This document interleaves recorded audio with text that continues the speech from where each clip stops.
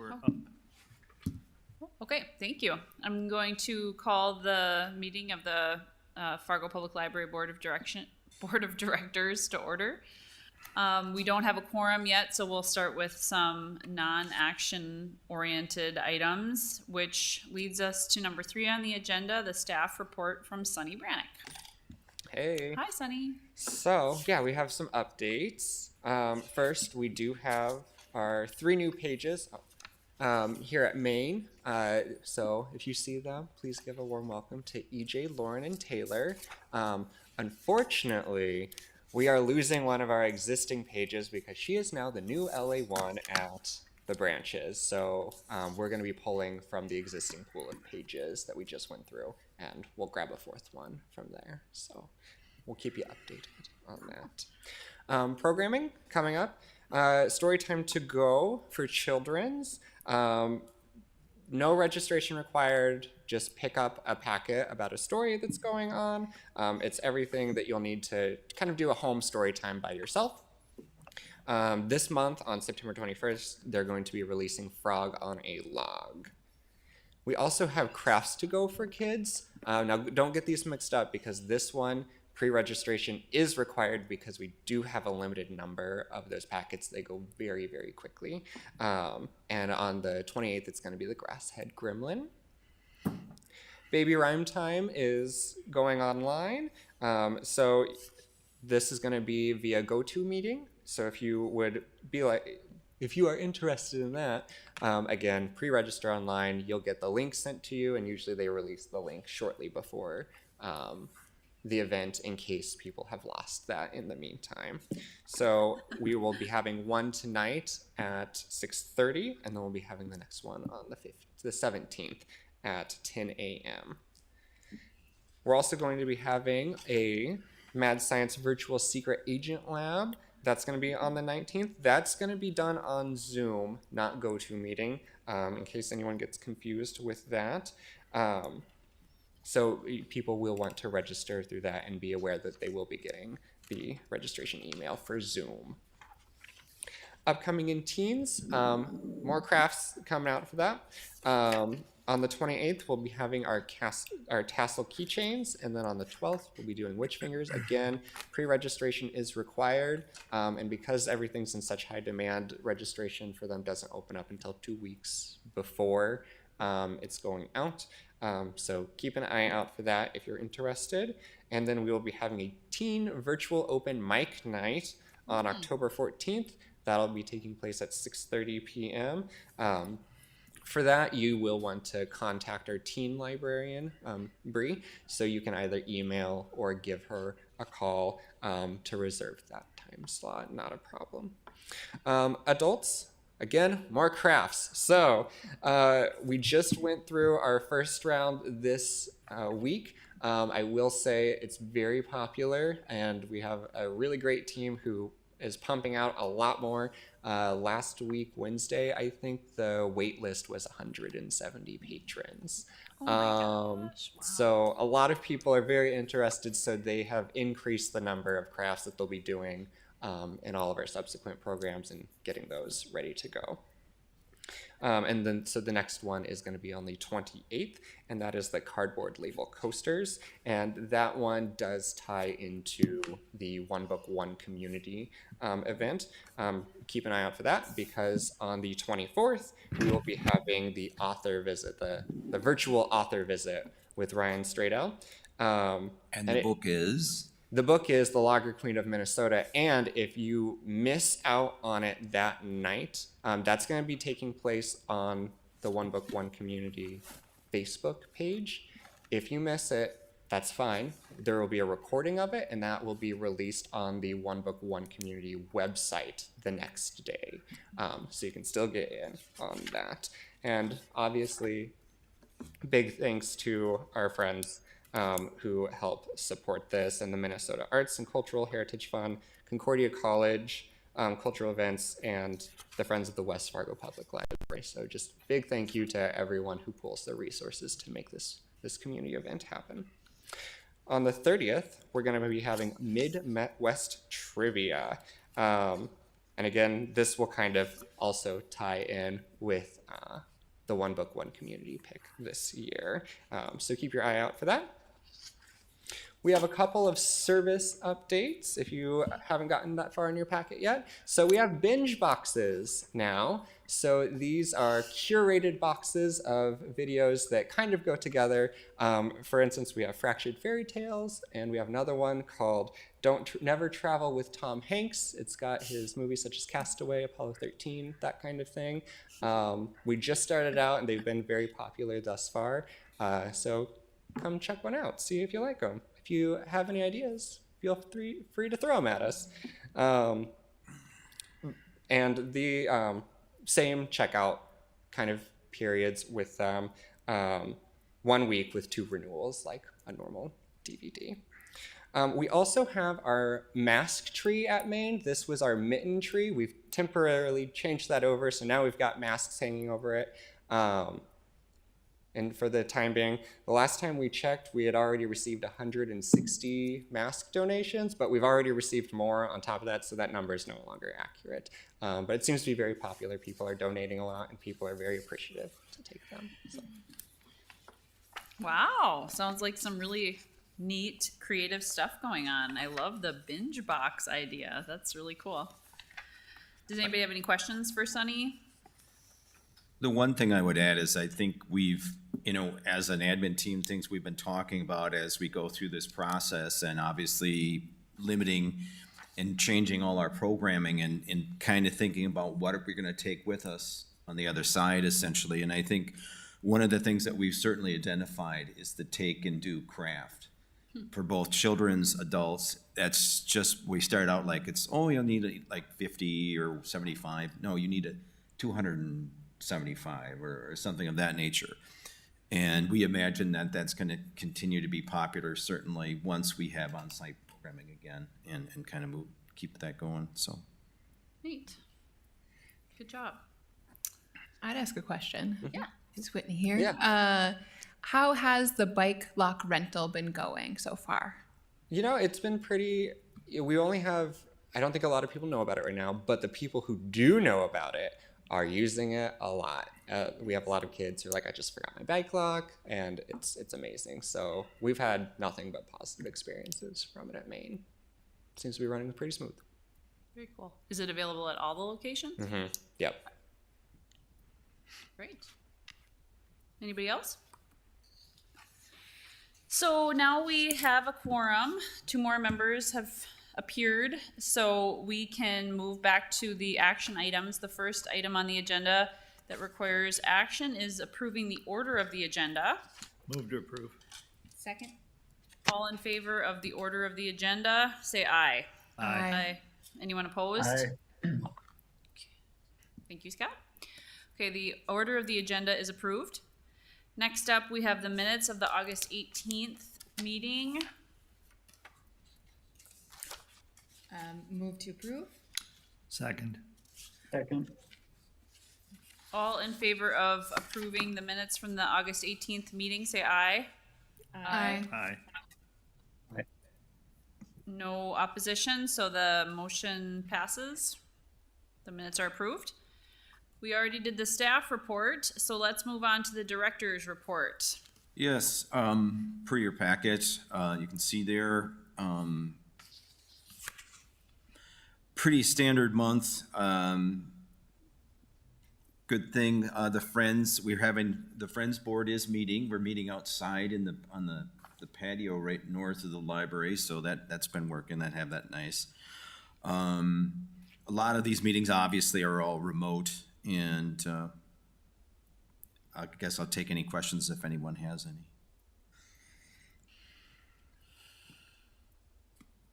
What's the library card camp? Well, and we had that meeting. What that is this idea of creating a media campaign targeted, at certain to get out the word to really drive folks to register for a library card. In the discussion that we had at that meeting, we don't think at this moment is quite the right time for that necessarily with everything that's going on. But I wanted us to be thinking about that and to be thinking about re-engagement, obviously. And from that conversation at the admin team level, looking at library card campaign, that kind of morphed into also kind of a rebranding, reintroduction, reintegration, if you will, kind of campaign and process once, we get to a point where we can obviously have on-site programming and things. So we have only had one meeting and we're just kind of wrapping our heads around, obviously the library card campaign, that's a pretty standard thing amongst libraries.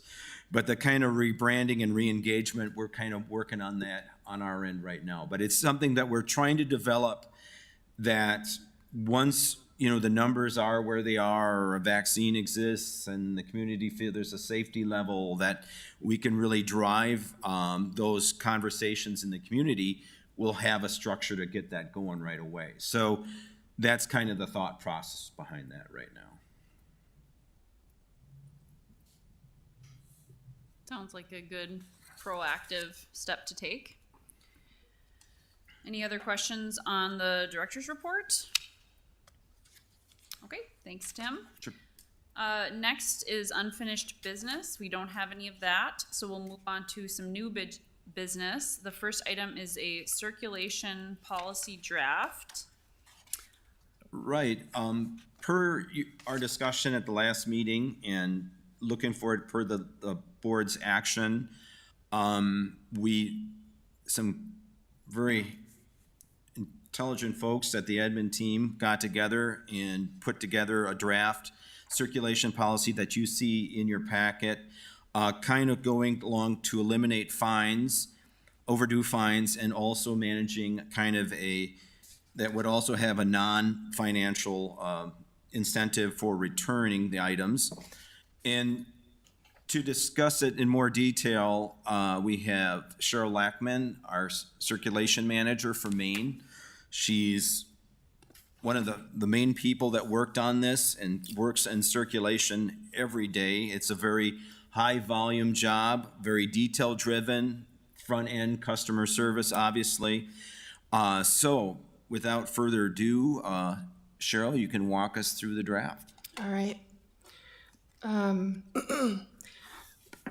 We took this opportunity to update some of the language as well. So you can see in the first paragraph, we redid some of the wording there. We moved the borrower agreement up a little bit and took off the information about fines.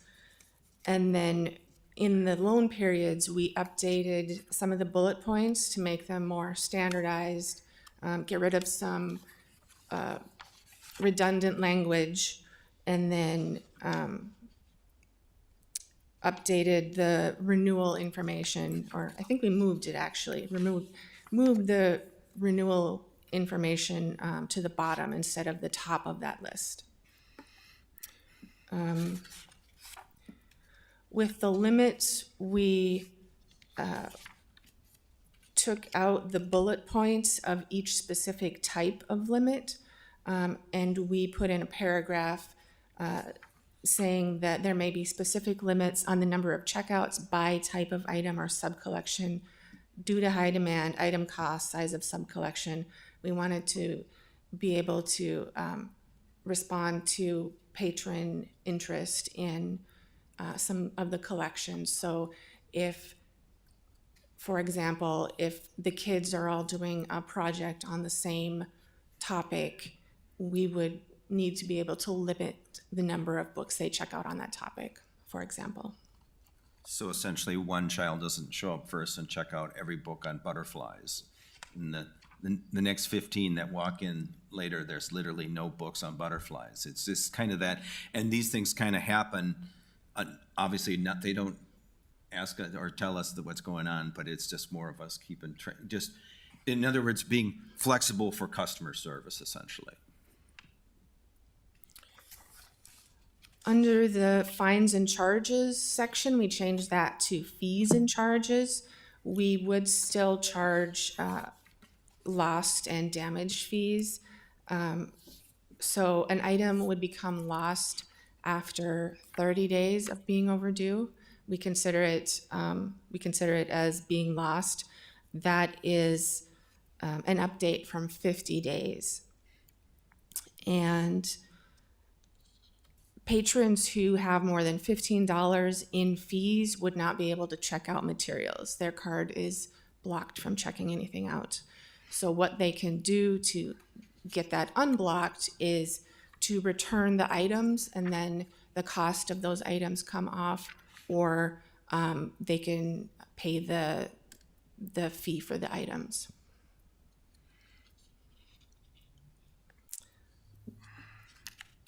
And then under damaged and billing, we took off references to late fines as well.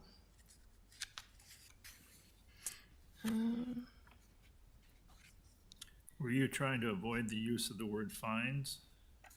Yes, did we miss one? You missed one, yeah. On the first page, with the tight bullet points there, to recognize that the library will refer accounts of fines and fees. Oh, yep.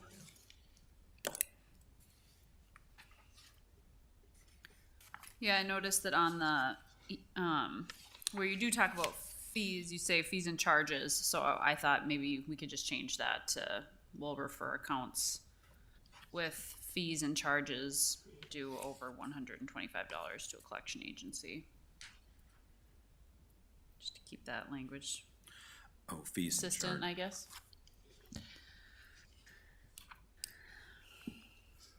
We also updated the collection referral amount. It was slightly different in two different places, so we updated it to $125 in fees, where we would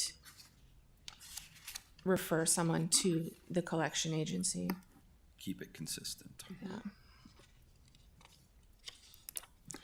Well, And thank, go ahead. we also had to update the interlibrary loan policy. That also had some references to fines. So on the second page, we took off the references to fines on the interlibrary loan policy.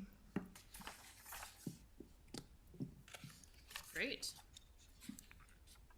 Well, nice job. I know we talked about eliminating fines at the last meeting, and put that in your hands to craft language that represented, as you said, deleting the fines or eliminating the fines, but still including some form of accountability for people to return items and that sort of thing. So I think you did a very nice job. So thank you.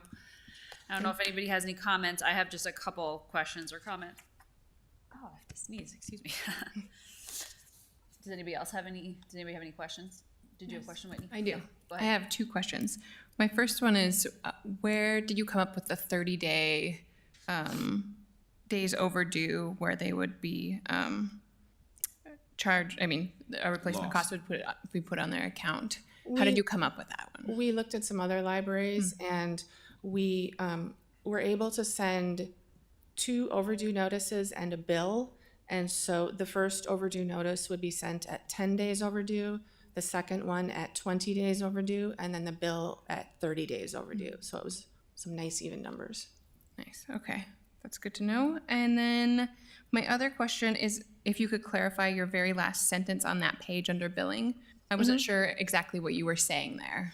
Under the Fargo Public Library will not provide a refund of the payment for lost items returned if the payment was received more than 1 year previously. Can you tell me what that means? Yep. So when someone does pay for a lost item, they have up to a year to still be able to return that item and get a refund. Okay.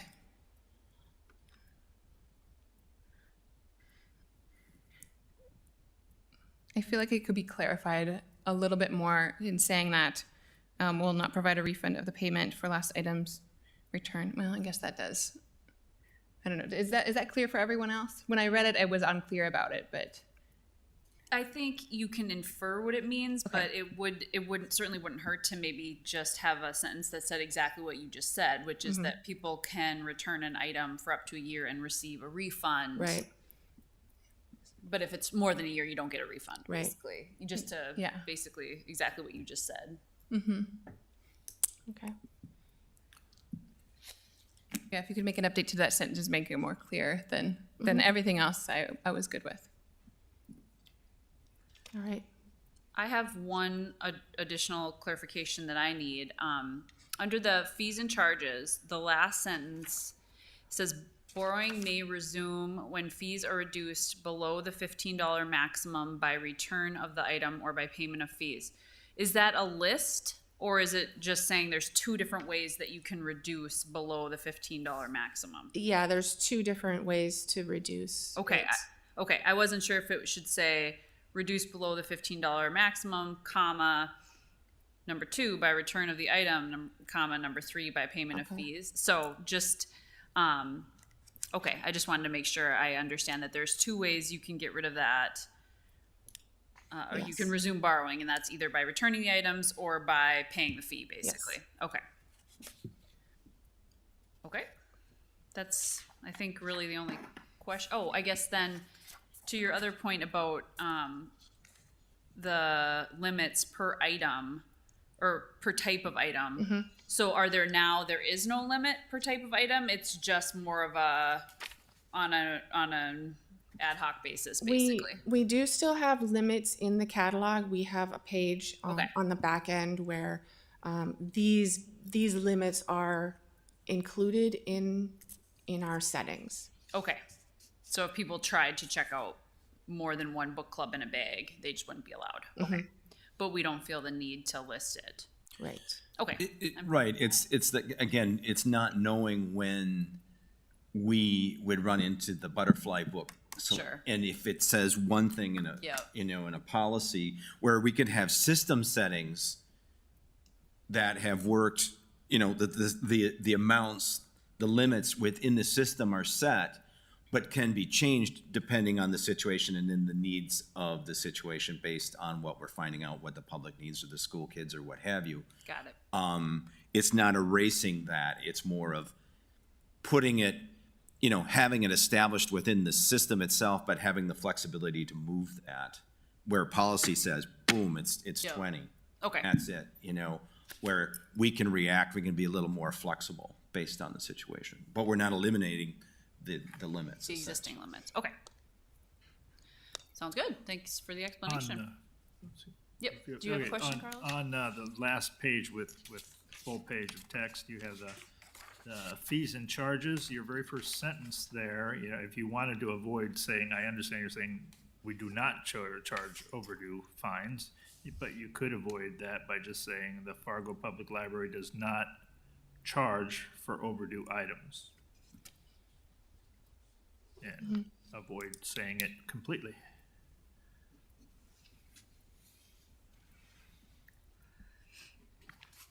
I like that.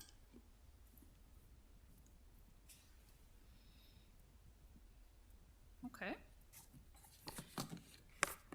Anything else? Anything from Scott? Oh, good to see you all. Yeah, likewise. Your picture hasn't changed since you showed up on the screen. You're frozen Hope in they time. snapped a good one. It is. It's a good one. So it sounds like we have just a few changes. The last bullet under borrower agreement will be changed to eliminate the word fines and change it to fees and charges. We will change under the fees and charges section, the Fargo Public Library does not charge for overdue items. We will also, what was the other thing? Oh, change the final sentence under billing just to clarify that if someone brings their item back within a year after having paid the lost item fee or the lost item fee, then they can get a refund. Is that everything? Okay. I will entertain a motion on approving the circulation policy draft with those changes we just discussed. Move to approve. Second. All in favor of approving the revised circulation policy draft, say aye. Aye. Aye. Aye. Okay, no opposed, so the circulation policy draft is approved. The interlibrary loan policy draft is also an action item, and as was noted, the only change was to remove reference to overdue fines and, overdue fines, and then to just change it, miss or failure to capitalize Fargo. I will entertain a motion on this unless anyone wants to discuss. Move to approve. Second? All in favor of approving the interlibrary loan policy draft, say aye. Aye. Aye. Okay, Thank you, Cheryl. Thanks. the interlibrary loan policy draft is approved. So the final item under new business is a director annual review subcommittee. Did you want to talk about that, Tim, or you want me to? Oh, I can. Through the discussions of the Library Board Orientation Committee, looking at various documentation for board orientation, and one of the things that's identified as for jobs of the library board is to do the annual review of the director.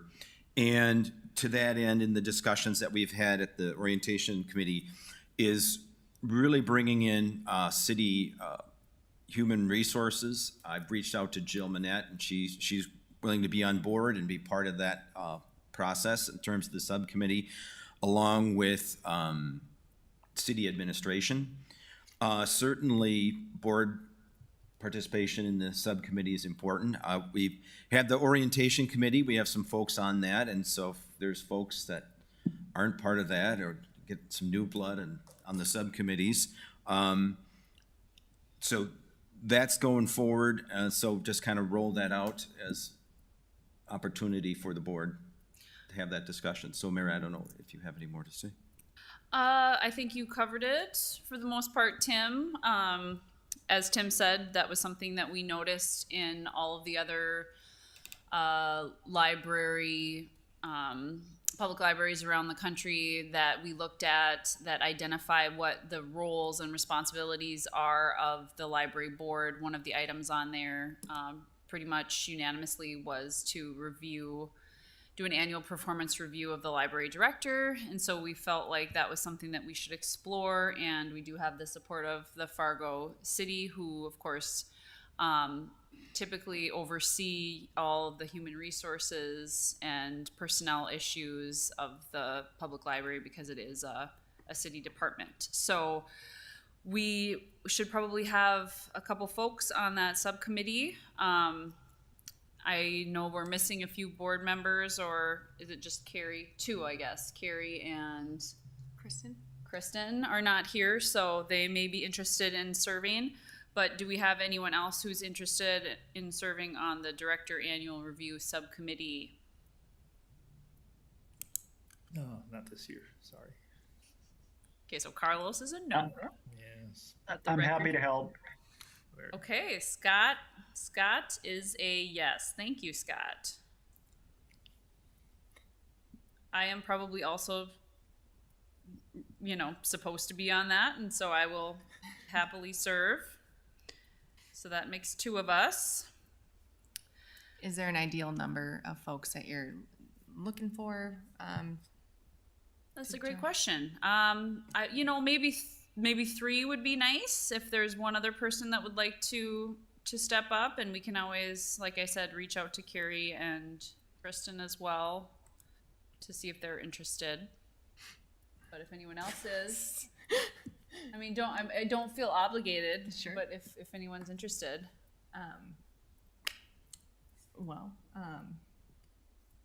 or maybe tentatively, and if we find out that one of the other board members is interested, if you are kind of contingent, you can bow out Sure.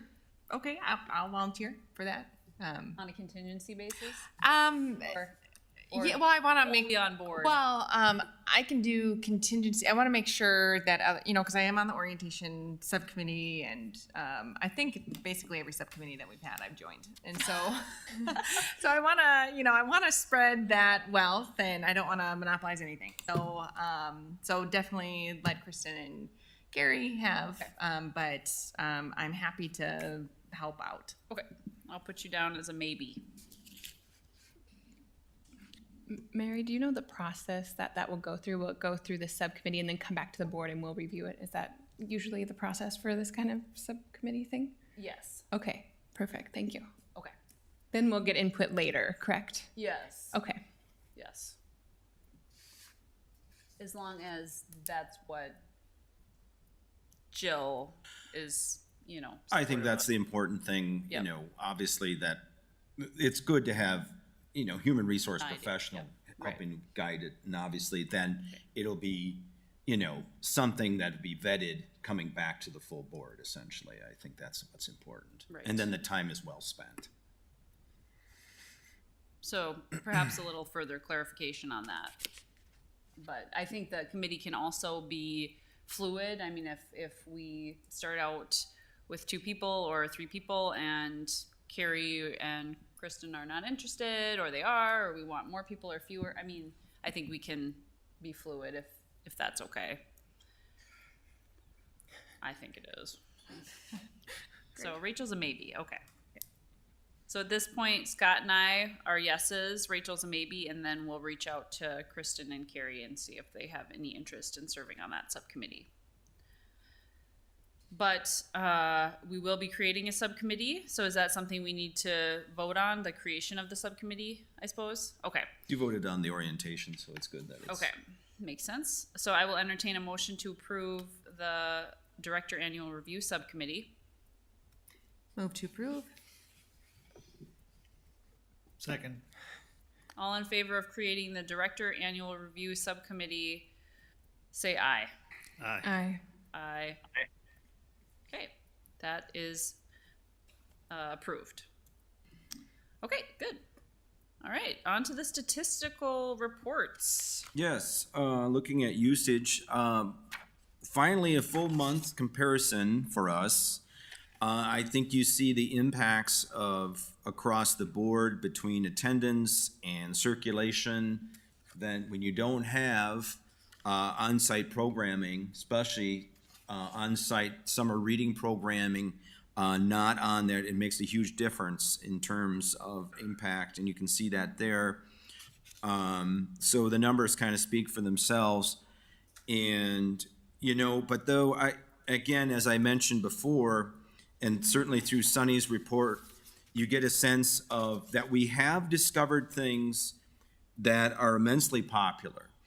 And again, it's if we can take this as a learning experience, and the online summer reading program platform, it was a learning curve for everybody. I think there's a strong desire to keep that as an option for folks going forward. Certainly remote virtual programming, trying to mix it up. Certainly the craft thing remains strong and going forward there. So we're learning, we're adapting, and looking forward to the day, obviously, that we can open up our doors wide again in terms of on-site programming. But certainly it's the idea of finding ways to improve and broaden your reach, even in this experience. So while the numbers are down, I think the scope of how we do things is expanding as we go forward as well. And I certainly give the staff all the credit in that regard. Because one of the greatest challenges is that we have right now is from one day to the next, based on this particular situation, there could be 2 or 3 key staff that are not available for one reason or the other, that might need to quarantine or one of those things, and we've run into that to a certain degree. So far, so good. No one has come back positive, but that we're kind of in this kind of instant command system, 48-hour blocks of how we're looking at how we're doing things. While we're trying to look forward in terms of rebranding and re-engagement, the truth of it is, the challenge is to keep our current regular hours. We've moved into winter hours, so now there's another 5 hours on Sunday. Sunday's a busy day, so we're doing our best to keep it. But the challenge is, along with doing all the programming, the other thing about the craft situation, that is time intensive. Because you're touching every single one of those things.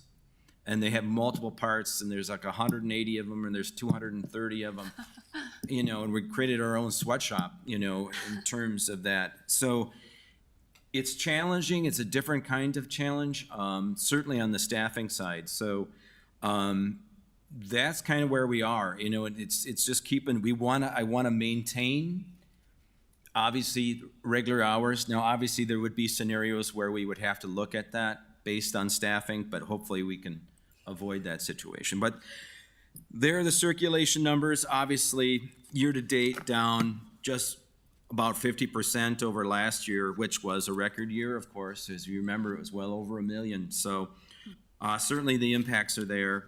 But as I said, folks are learning, folks are adjusting, and we're doing the best in terms of the staffing to maintain those hours. So Awesome.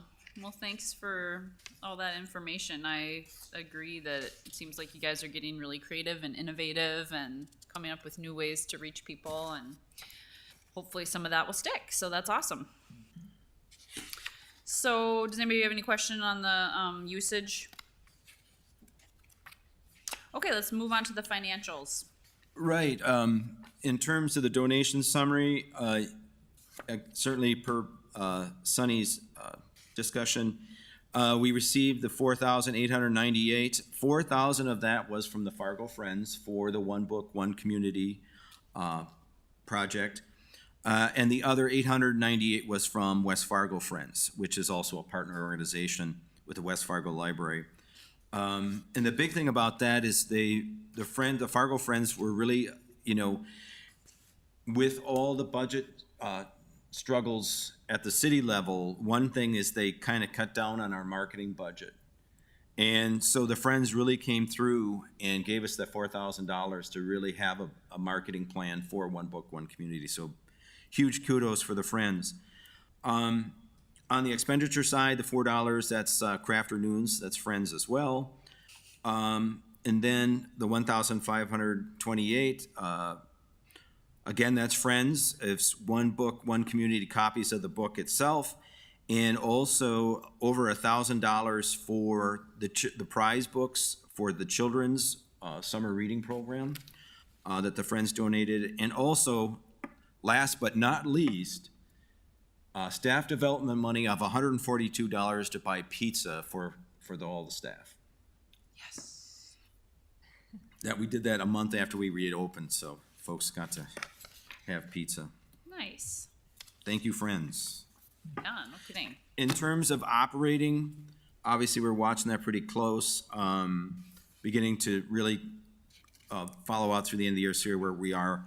But you can see in terms of through the end of August at 67% of the fiscal year elapsed, just over 62% of the budget expended. Want to be rather careful between now and the end of the year, is getting back to this discussion of staffing.